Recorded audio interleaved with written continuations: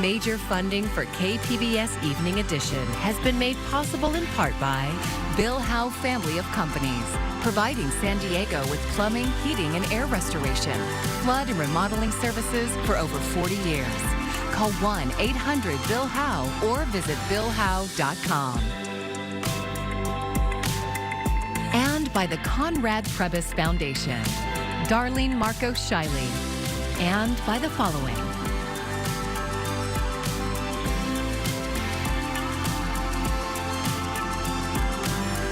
And by viewers like you. Thank you.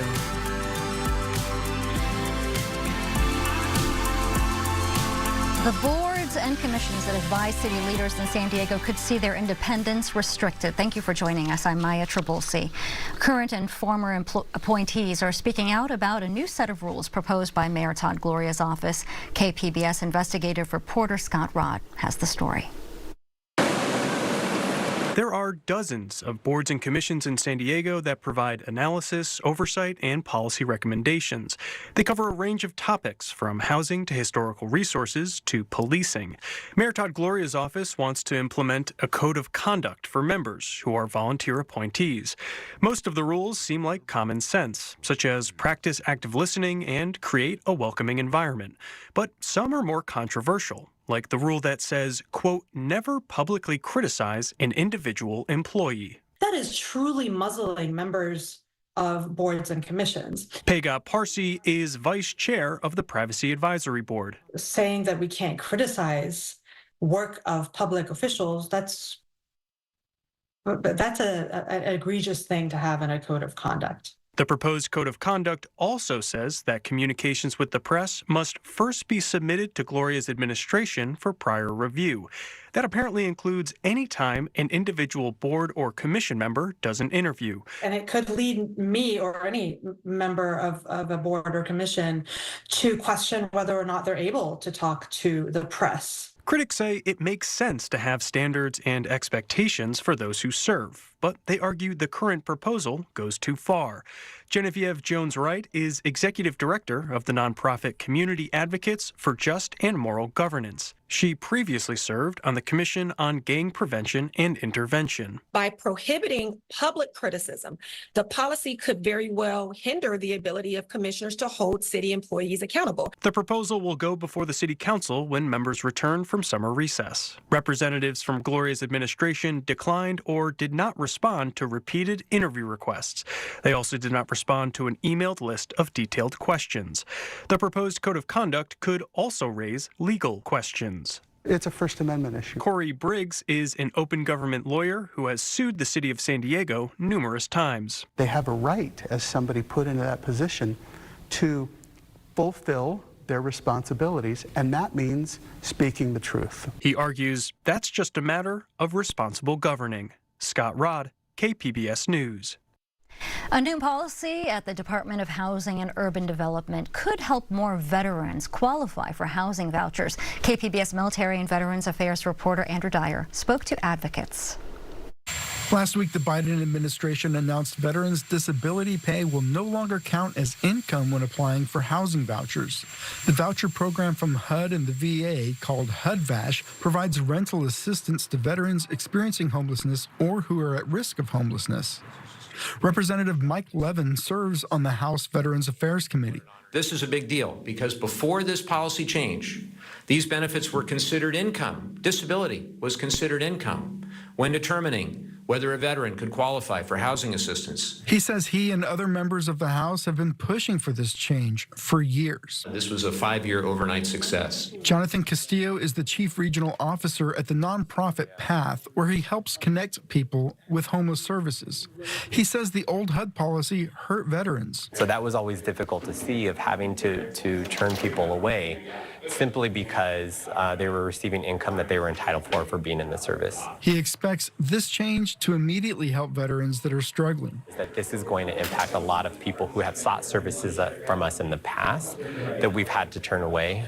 So we know that once this is in effect, that we'll see the impacts right away. The new income rules went into effect this week. Andrew Dyer, KPBS News. In San Diego plan a crackdown on wage theft. They are focusing on employers that withhold overtime pay from workers. KPBS Metro reporter Andrew Bowen says some employees falsely assume that they are not eligible for overtime. The majority of people who work more than 8 hours in a day or 40 hours in a week should get time and a half pay for those extra hours. And working more than 12 hours in a day or working 7 consecutive days can come with double pay. A recent survey of more than 800 workers in San Diego County found about a quarter had been denied overtime pay sometime in the past year. And withholding overtime pay can happen in several different ways, says Kira Green of the Center on Policy Initiatives, which conducted the survey. Sometimes when employees reach that 8-hour mark, their employer just tells them you have to clock out now and work off the clock. And so that is actually 2 violations, because any work off the clock is illegal, and any time you're not paid overtime for additional hours, that's a different violation. Even employees earning a flat salary can be entitled to overtime pay if they earn less than $66,560 per year. Workers can be reluctant to report wage theft because they're afraid of getting fired. But retaliation is illegal, and the county offers financial assistance to wage theft victims while they await justice. Green says employees who suspect their bosses of wage theft should talk to their coworkers. Often other workers are experiencing the same thing, and it is harder for an employer to deny that a practice exists if multiple people are reporting. Of course, we all know this in this workplace.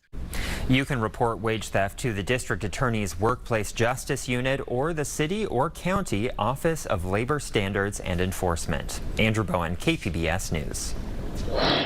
We will be talking about over the upcoming days the marine layer thickening up a little bit, and that will change some of our numbers. Not tonight, though. 68 for the low. I'll have more in your full forecast coming up. 5 people, including a doctor from San Diego, have been charged in connection with Matthew Perry's death. The actor died in October as a result of acute effects of ketamine and subsequent drowning. Michael Yoshida has more on the charges announced today. These defendants took advantage of Mr. Perry's addiction issues to enrich themselves. 5 people, including 2 doctors, charged in connection with the death of famed actor Matthew Perry. They falsely prescribed, sold, or injected the ketamine that caused Matthew Perry's tragic death. The Friends star was found face down in his hot tub in October of 2023. The death was ruled an accident, with drowning and other medical issues contributing, and ketamine as the primary cause, with the amount in Perry's blood in the range used for general anesthesia during surgery. Approved by the FDA as a short-acting anesthetic, ketamine has been used in recent years to treat depression, anxiety, and pain. Perry, who had been open about his decades-long struggles with drug addiction, had reportedly been undergoing ketamine infusion therapy. Investigators believe his addiction, quote, spiraled out of control in the fall of 2023. When clinic doctors refused to increase his dosage, he turned to unscrupulous doctors who saw Perry as a way to make quick money. Over 2 months, from September to October 2023, they distributed approximately 20 vials of ketamine to Mr. Perry in exchange for $55,000 in cash. Now, 5 people, including Perry's live-in assistant, are charged with distributing ketamine to him during the final weeks of his life. We are sending a clear message. If you are in the business of selling dangerous drugs, we will hold you accountable for the deaths that you cause. Michael Yoshida, KPBS News. And as we mentioned, a doctor from San Diego was among those charged. Dr. Mark Chavez agreed to plead guilty to 1 count of conspiracy to distribute ketamine. He admitted to selling the drug to another doctor who was also charged in the case. Chavez previously operated a ketamine clinic. Nearly 36 county officials in key swing states have refused to certify voting results since 2020. That's according to a watchdog group. Citizens for Ethics and Responsibility in Washington, known as CREW, says 35 county officials in 8 states have sought to illegally delay or deny certifying election results. They falsely claimed irregularities or fraud in voting. The 8 states are Colorado, New Mexico, and swing states Arizona, Georgia, Nevada, North Carolina, Pennsylvania, and Michigan. Nikhil Suss Deputy Chief Counselor for Crew says those same election officials are still in positions to decertify in the upcoming November presidential election. There is a direct through line between the attempts to subvert the 2020 election, the January 6th attack on the Capitol, and what we are seeing at present in the county level. It is simply becoming more decentralized. Ansos added that the potential for mischief isn't confined to the 8 states, and any attempts to delay certification could affect the final presidential vote.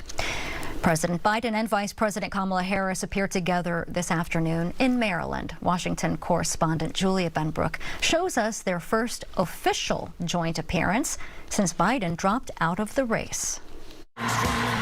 The president and the vice president sharing a stage for the first time since Joe Biden withdrew from the race. And of course, I could speak all afternoon about the person that I am standing on this stage with.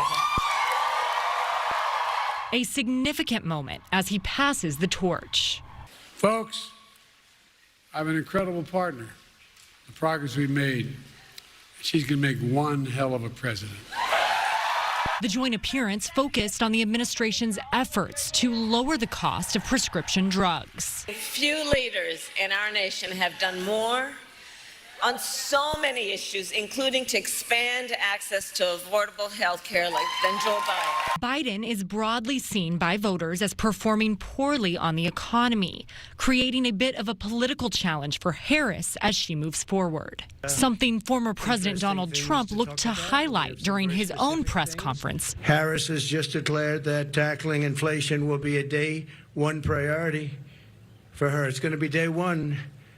But day one, really, for Kamala was 3.5 years ago. The vice president is expected to reveal her own economic plan Friday.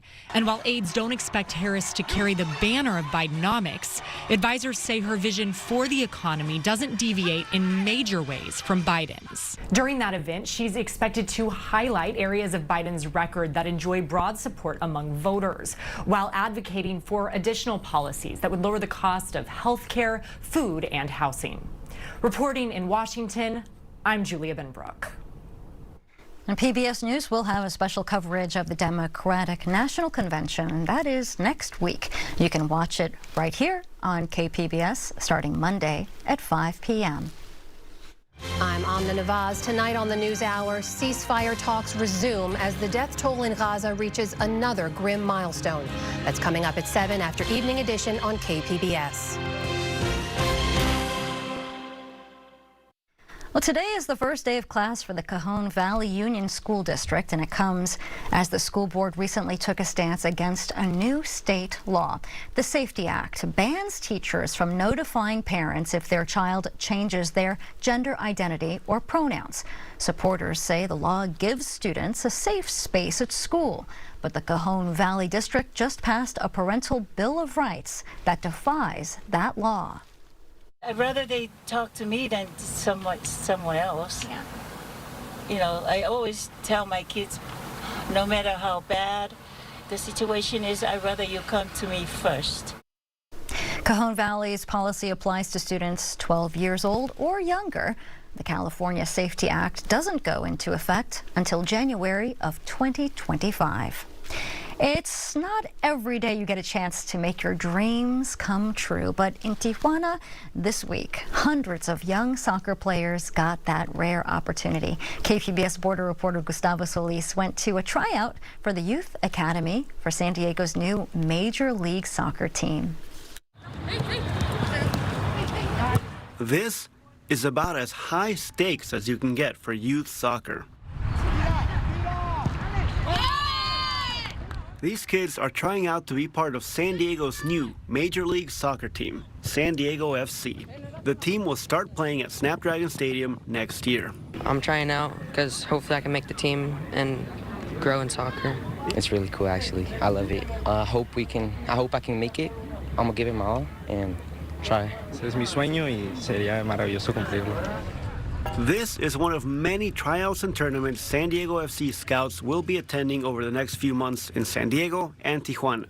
They plan to evaluate more than 20,000 players, with only 30 moving on to join the team's youth academy in El Cajon. these kind of events, for sure, we're looking for the top players. Ustedes vinieron aquí pidiendo oportunidad para ser jugadores de San Diego FC. That's Rafael Calderon, one of the team scouts.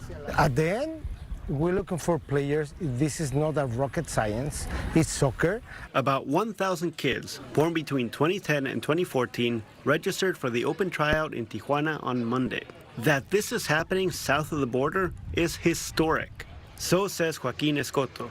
He runs San Diego FC's Youth Academy program. We are in our first ever open tryout in Mexico, which starts in Tijuana. And we're super excited. The first time that any MLS team comes to scout in Mexico. And for us, it has a lot of responsibility, but we want to give opportunities to any kid in Tijuana to come play for San Diego FC. That's because Major League Soccer limits each team to a specific geographic area from which they can develop youth players. And San Diego FC is the only MLS team with an assigned area that includes Mexico. I think it's definitely a competitive advantage. It's also unique, and I think it's a huge opportunity for us and for anybody in Mexico. Think of the academy as a farm system where the ultimate goal is to develop talented youngsters into MLS players. San Diego's academy will be free to the lucky few who are selected. Escoto says that includes training, education, and room and board. Players from Mexico would even get student visas to live and study in the U.S. Once you come into our academy, you're either going to be a professional soccer player or you're going to go to a top school in the NCAA. And that's also a dream come true for parents. Arturo Jimenez Cruz drove from Los Angeles to watch the Tijuana tryout. We hear that they're providing school and everything, so dude, that's like a plus for us. So yeah, we're excited. He even brought grandma and grandpa along. Mando! Vamos, boy! I think that they're doing a great thing. You know, everybody deserves a chance. After a few hours Monday morning, scouts began selecting players for the next round of tryouts. Those chosen to move on were presented with bright red wristbands with the letters VIP printed on them. Papa. Tiago Alicia Morales was one of them. The 11-year-old attacking player gave his dad a big hug after hearing the news. Bien padre. Me siento súper emocionado. Then he called mom. Hola, mamá. Gustavo Solis, KPBS News. Have you ever been stuck in San Diego traffic and then dreamed that you could just take off and fly above it all? Well, you're not alone. In fact, it's been tried several times in our city's past. Ken Kramer shows us in this story about San Diego. Why don't we start this time right here in a little park with a walkway at the corner of Maple and Albatross Streets, and may I introduce you to Waldo. Mr. Waldo Waterman, San Diego-born aviator and inventor in the 1930s of an actual flying car. Coming out of the garage, it's an automobile on its way to a hangar to become an airplane. Yes, a car with a Studebaker engine that motored through traffic, but then it had an additional feature, you see. With its detachable wings, it could take to the skies. A flying coupe. The Waterman Aerobile, it was called. There really were several of them built before the Depression grounded his flying car project. And I must tell you, it was just one of his accomplishments. He put together all kinds of private aircraft, Waldo did, including a bi-winged glider back in 1909 when he was at high school in San Diego. But his flying car fascinated the world, of course, so that's Waldo Waterman and his Aerobile. But his wasn't the only flying car idea to come out of San Diego. These buildings that you see here are the work areas for more than 20,000 Convair employees, designers, engineers, craftsmen. It's the late 1940s, it's after the war, and a couple of aeronautical engineers working in a hangar at Convair bring this flying car into the light of day. Right then, it probably didn't create much worry in Detroit, but it was just a concept. A little more time, a little more streamlining, and... Take a look. This is 1947. Behold the Model 118 Convair car. Pretty sleek and stylish. The idea for this San Diego flying car was pretty simple. You make a lightweight car with a sunroof. And then separately, you build a flight section, the wings, an aircraft engine, and propeller. That part stays at the airport when you drive away. Controls for the flight section come down through the sunroof, so as soon as you're connected to the wings, you can fly your car. Convair bought the idea from its two employees, Ted Hall and Tom Falconer, who now had the resources of a major aircraft manufacturer behind them, and the company built 12 cars and a half dozen flight sections. There were stories written around the world about this new automobile with its wings that you kept at the airport. So what happened? Convair wanted military contracts. It was slowly getting out of the consumer market, and it stopped building commercial planes eventually, like the Convair liner and the Convair car. As for what became of the flying cars themselves, well, one of the Convair cars crashed in the mud flats at Chula Vista when it ran out of fuel, but nobody was hurt. And the last one went on display at the old Aerospace Museum in Balboa Park until the night of February 22nd, 1978. The whole museum burned completely. Everything inside was lost, including the only remaining Convair flying car. And what about San Diegan Waldo Waterman's Aerobile? There is one preserved at the Smithsonian. And something else here in San Diego, a tribute back in that little park right near Maple and Albatross, park named for Waldo D. Waterman. There's an historical marker on the spot overlooking the canyon where he flew that bi-winged glider back in 1909, and some pictures along with the story of his flying car. And while it may be that neither of these cars became the soaring success that their San Diego inventors imagined, they still took flight. And someday in the someday, when flying cars are common as Corollas, here's hoping history notes that fact about San Diego. And if you want to see more of Ken Kramer's stories about San Diego, you can watch an episode tonight at 8 right here on KPBS.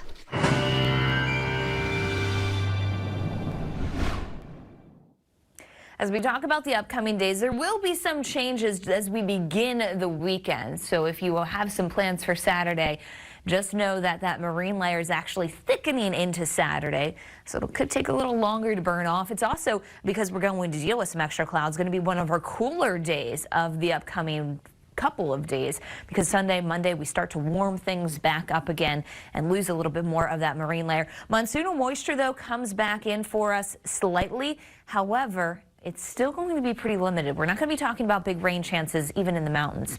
First up, though, as you look across the county tonight, it's 68 in the city. As you look towards Escondido, we're going to be at 62 for that low.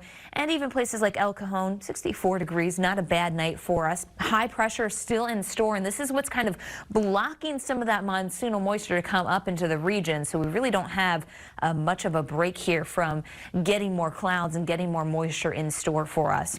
So San Diego, 77 for our low as we head through tomorrow. And for tomorrow, elsewhere across our region, we're still looking good. 78 in Chula Vista, 80 in Oceanside, Borrego Springs coming in at 108 degrees. Like I said, that marine layer, though, is gradually thickening. You'll note that even a bit tonight into tomorrow and also into Saturday morning, for example. That's why we do have some of those low clouds holding on. Gets a little brighter then through the afternoon, but it also keeps the numbers from venturing too high out of the lower 80s as we go along the coast for the upcoming days. We'll stay in the mid 80s on Saturday as we start off the weekend for our inland communities.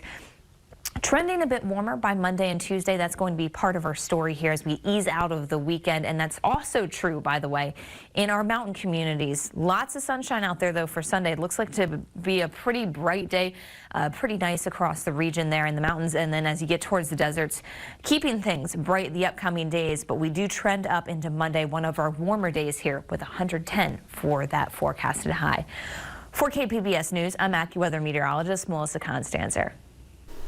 Environmental work is underway at Batiquitos Lagoon to protect vulnerable and threatened species. As KPBS North County reporter Alexander Wynn shows us, it's part of a project to double-track the rail corridor. These marine biologists are out here today looking for these. They're called eelgrass. It's a very, very important species to the ecosystem of the lagoon. Tim Pesci is a senior environmental planner for Sandag. He says the scientists are also out there looking for Callirpa. That is a very, very bad species. It takes over the stream channels and it outcompetes eelgrass. So if that species is there, we want to make sure that we work with the resource agencies to get rid of it. Callirpa was found in San Diego Bay last year. He doesn't think it's here in the lagoon, so this is just a precautionary measure. Fish depend on native eelgrass for food and shelter, so losing it would be detrimental to the environment. The eelgrass surveys is part of a project to replace this bridge that's more than 80 years old. Now this one is made of wood. The new one will be concrete and double-tracked. Sandag says adding a second track would alleviate rail congestion through this corridor, letting more trains through. And the new bridge would also improve the overall health of the lagoon. The lagoon opening underneath the new bridge will be about 40 feet wider, so that will increase the tidal flows into the central basin and improve water quality. Construction for the bridge is expected to be completed in 2028, taking into account nesting seasons for wetland birds. The Batiquitos Lagoon double-track project is expected to cost over $165 million. Alexander Nguyen, KPBS News. And here's a look at what we're working on for tomorrow in the KPBS newsroom. NPR's Morning Edition is discussing the potentially big changes coming this weekend to the way real estate agents are paid. And KPBS Roundtable has a show all about volunteering, highlighting some of the stories our reporters have covered recently. And you can find tonight's stories on our website, kpbs.org. Thanks for joining us. I'm Maya Trabulsi. Good night. Major funding for KPBS Evening Edition has been made possible in part by Bill Howe Family of Companies, providing San Diego with plumbing, heating, and air restoration, flood and remodeling services for over 40 years. Call 1-800-BILL-HOWE or visit BillHowe.com. And by the Conrad Prebys Foundation, Darlene Marcos Shiley, and by the following.